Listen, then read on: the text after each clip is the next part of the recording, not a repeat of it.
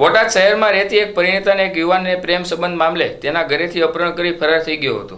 પરિણીતાને ભગાડે જનાર યુવાનના સંબંધીઓ પરિણીતાના પરિવારજનો છેલ્લા 20 દિવસથી પ્રેશર કરી રહ્યા હતા કે યુવતીને પરત લાવી આપે, પરંતુ આ પરિવાર યુવતી ક્યાં છે તે બાબતને લઈને અજાણ હોય. આથી આ પરિવારને ભાલ પંથકમાં આવેલ બાવળિયારી ગામે બોલાવી સતના પારખા લેવાનો કારસો રચ્યો હતો, જ્યાં ભોગ બનનાર પરિવાર પહોંચ્યા, વાતચીતો કરી પરિવારને હાઈવે રોડ ઉપર આવેલ હોટલમાં ચા પાણી પીવાના બહાને લઈ ગયા હતા.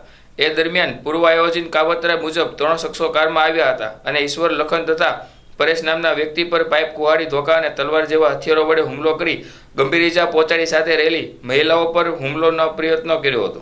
આ ઘટનામાં ઈજાગ્રસ્તોને સારવાર માટે ભાવનગરની સલ્ટી હોસ્પિટલ ખાતે ખસેડવામાં આવ્યા હતા. સમગ્ર બનાવને લઈને પોલીસ સ્ટેશનમાં હુમલાખોરો વિરુદ્ધ ફરિયાદ દાખલ કરવાની તજવીજ હાથ ધરવામાં આવી હોવાનું જાણવા મળ્યું હતું.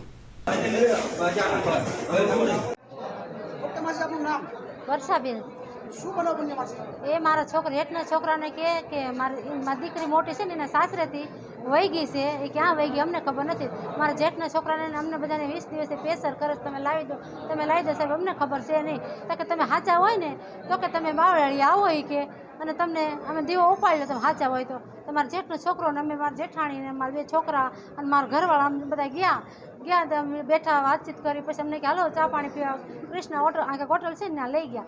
ત્યાં લઈ ગઈને અમે ઊભા હતા તો આમથી 4 વ્હીલમાં આવ્યા અને હથિયાર કાઢ્યા અને બુવાડી અને સીધો મારા ઘરવાળા માથે 4 વ્હીલ ચડાવી દીધી. મારા જેઠના છોકરાને તો ટાંગા 2 લબડાવી દીધા અને મારા નાના છોકરાને પેપ માર્યો અને અમને બૈરા આપરે ત્યાં મારવા કરતા તો અમે આગા ભાગતા બધાને.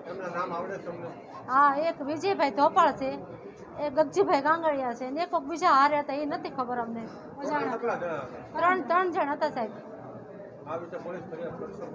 હા, એટલે કરવી જ અમે નિર્દોષ માણસ એવી. અને દીકરી એના ઘરેથી ગઈ, અમારે નથી લેના દેના કોની હારે છે સાહેબ, અમને એવું બધું અમને કાંઈ ખબર નથી. તો એમને એમ કે તમે અમને લાવી દો, અમને લાવી દો. હા, બોટાદ બન્યો હતો. એટલે અત્યારે બાવળિયારી પણ દીકરી બોટાદથી વહી ગઈ છે, અમારા ઘરે તો હતી નહીં. તમને કેટલા જણાને વાગ્યું છે અત્યારે? અત્યારે અમારે 3 જણાને વાગ્યું છે. શું નામ છે વાગ્યું? એક ઈશ્વરભાઈને વાગ્યું છે, પછી એક લખનભાઈને વાગ્યું છે અને પછી એક પરેશભાઈને વાગ્યું છે પગમાં. શું શું હથિયાર હતા? એની પાસે ધોકા હતા, કુવાડી હતી ને એક તલવાર જેવું હતું, કે બધો હથિયાર હતા. એક પાઇપ હતો. હા, બોલો તમે.